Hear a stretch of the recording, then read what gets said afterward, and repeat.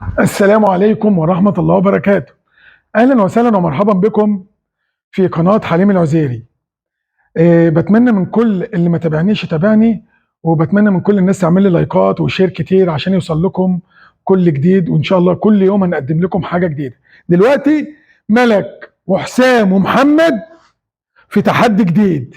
دلوقتي ملك بتتحدى محمد وحسام وبيتراهنوا على استخلاص ملك هتعمله، فحسام بيقول لها لا مش هتقدري، ومحمد بيقول لها ورينا هتبقي تعملي ايه. هتقدر يا حسام؟ لا مش صدقني يا كابتن مش هتعرف. بيستفزك. عارفه بقى لو ما عرفتيش يبقى شكلك وحش قوي. هتعرفي؟ سبحان الله.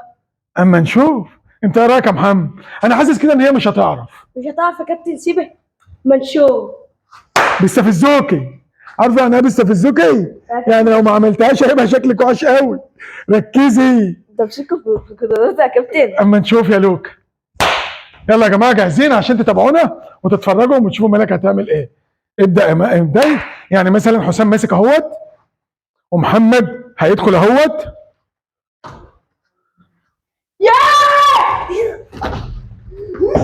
احلى. انا عايزها تاني بقى، عايزها تاني وما تخلوهاش تعملها. هي كسبتكم اهي. حاولوا من ان هي ما تعرفش تعملها. امسكها جامد، حاول ما تخليهاش تشدك، خش عليها قوي عشان لو ضربتك بالرجل في بطنك تتقلب. عايز اعملوا اي حاجه. اوريك. الله. كفايه ملك هتموتهم، ده صعب عليا. قوم يا حالتها منك له، قوم يا حالتها.